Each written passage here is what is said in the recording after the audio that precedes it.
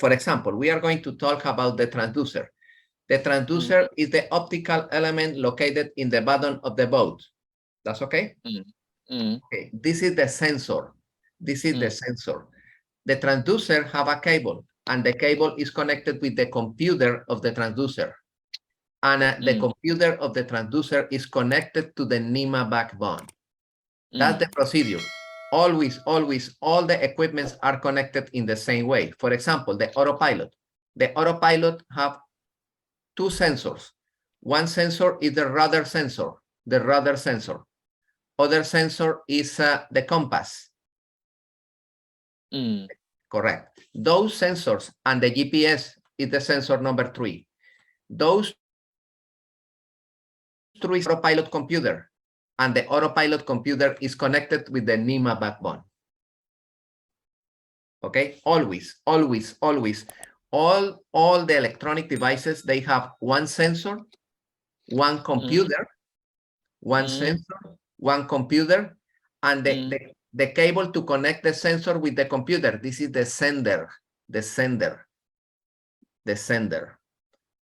You have sensor, sender, and computer. And additionally, if you are connected, the computer of the equipment is connected with the backbone, you can use the main screen.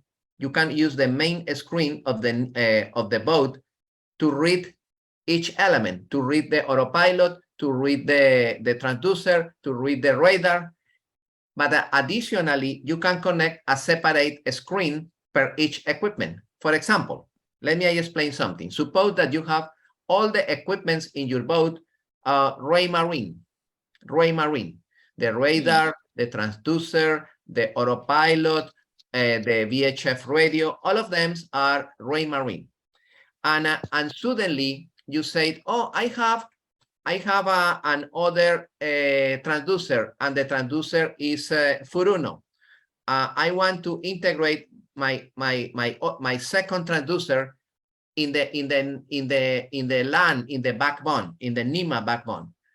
Simple. You connect the new transducer, you install the transducer, you connect the cable of the transducer with the computer of the new transducer, and that computer is connected with the NMEA backbone. And now you can read that transducer in the main screen of the computer. That's clear? Yeah, okay. That's the procedure. Is simple. It's not complicated. For example, I want to connect the main engines of the boat to the NMEA backbone, because I want to start the engines with my phone. I want to start the air condition with my phone. I want to start the generators with my phone. All of those equipments can be connected to the NMEA backbone, and you can read in the main screen the information about the engines, about the generators, about the water maker, about the air condition, and you can administrate those elements in your cell phone. That's very, very simple. Only if the equipment is able to be connected to NMEA 2000. For that reason, when you install an equipment, for example, you want to install a new air condition equipment in your boat. If you check in the market, you found that air conditions cheaper, low price, but those equipments are standalone. Those equipments cannot be connected to the NMEA backbone. The other one, more expensive, have the ability to be connected to the NMEA backbone. It's more expensive, but it's better because you can integrate in the NMEA backbone and you can administrate that new equipment in your cell phone. Yeah. Okay, that's very, very important. And how many backbones you can create in your boat is the other question. How many backbones you many? Many, no problem.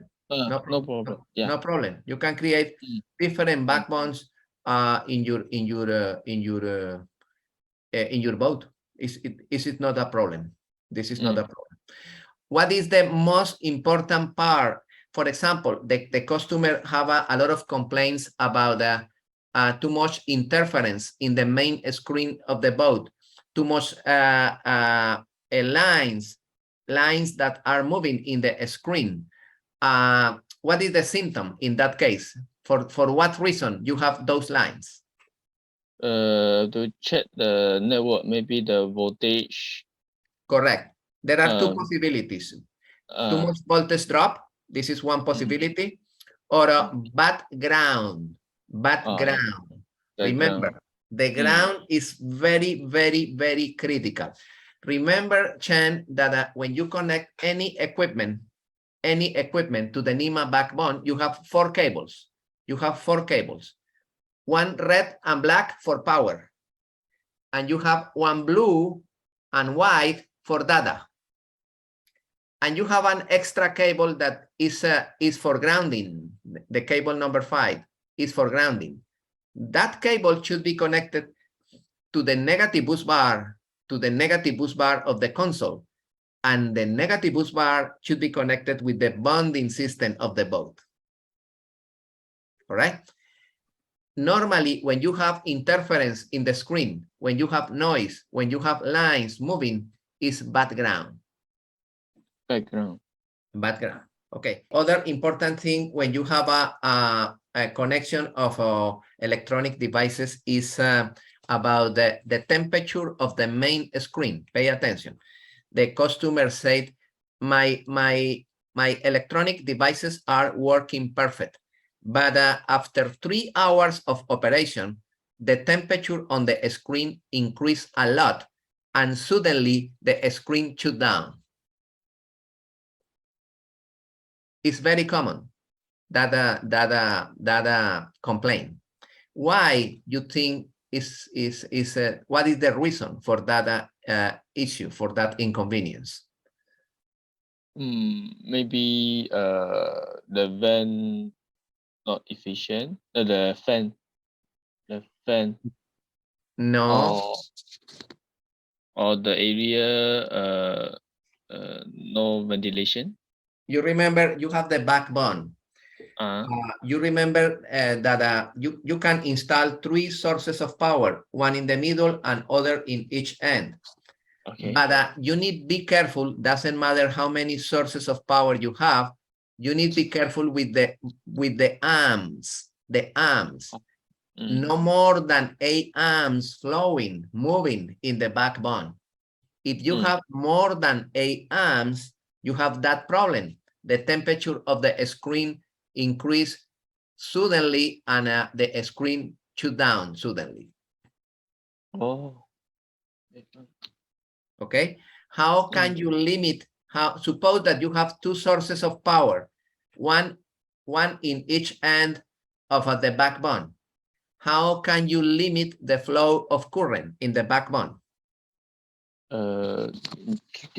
Fuse. With the fuses.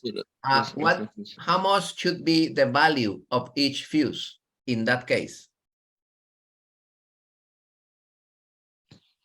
How much the value? You have 2 sources of power, 12 volts in each end, and you want to keep the amps in 8 amps, 8 amps flowing through the backbone. How should be the value of each fuse?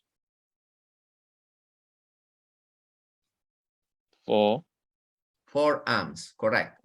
Where should be located that fuse or those fuses? Before the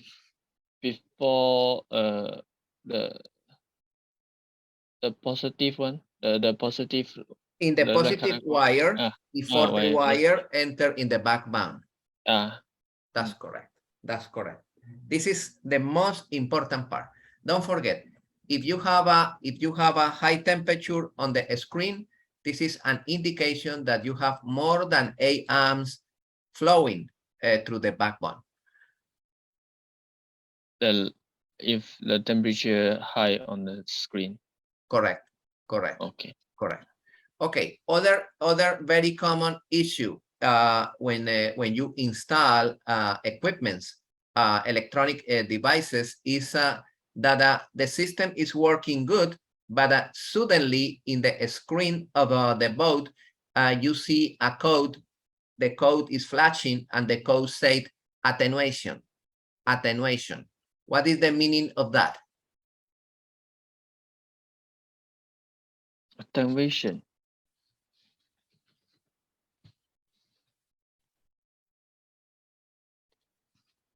Not sure. What's the attenuation? Attenuation, you check in one of the page, is excessive voltage drop.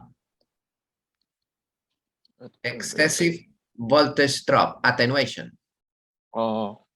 I explained in some of the videos that concept. Attenuation is excessive voltage drop. And you remember how much is the voltage drop accepted? 1.5. 1.5, that's correct. 1.5. What is the meaning of that? That some equipment, some devices, they have more than 1.5 volts of voltage drop. Correct? This is one possibility. Other possibility is that the sources of power, suppose that you have two sources of power. The sources of power, the voltage is less than 13.1, 13.5 volts. When the input power, the sources of power is around 11 volts, 11.5, immediately you have a code in the screen and the code is attenuation. Attenuation. All right. Okay. Suppose that you identify that the sources of power in your backbone are okay. It's good voltage in both of them. However, you have the code attenuation, flashing, attenuation. And you think that probably one of the equipments have excessive voltage drop. How can you determine, how can you investigate which is the equipment with excessive voltage drop?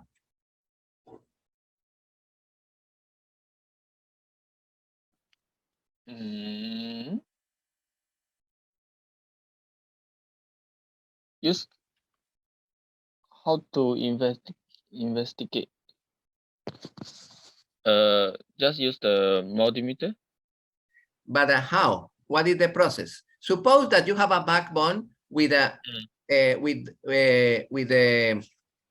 small DC panel, sub panel, and in the DC panel you have a radar, GPS, transducer, VHF radio, and a GPS antenna. Okay, and you have suspicious that one of those elements have excessive voltage drop. How you determine which one is the equipment with excessive voltage drop?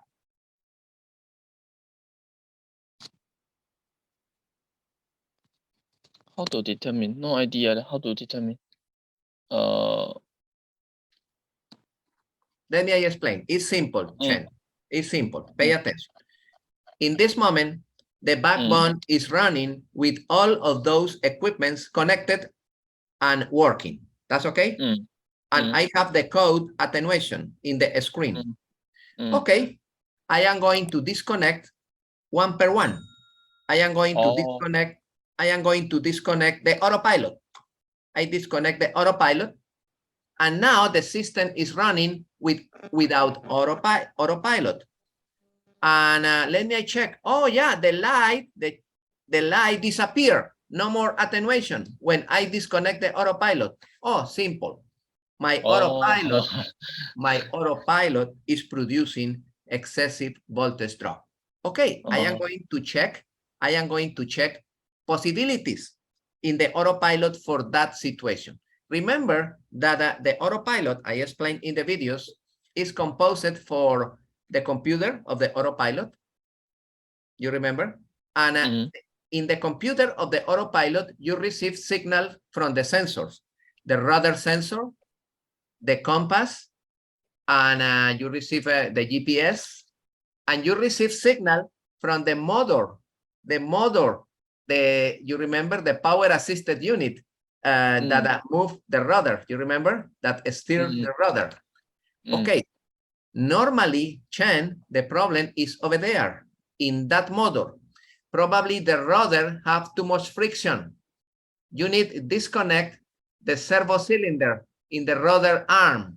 Disconnect the servo cylinder and move the rudder with your hand and verify if you have friction. If you have excessive friction, that's the problem. This is the voltage drop. Oh. That's okay? That's very common. It's a very, very, very common problem. You need to disconnect the servo cylinder, the actuator, and with your hand, you move the rudder and you verify if it's free. Okay. I will be in contact with you. Let me know if you need more information, more help. I am here for you. Okay. Thank you. Thank you. Thank you, my friend. Have a good day. Have a good day also. Now I'm going to sleep. Thank you. Down here going to midnight. Okay. Thank you. All right. Thanks for your Take time. care. Thank you.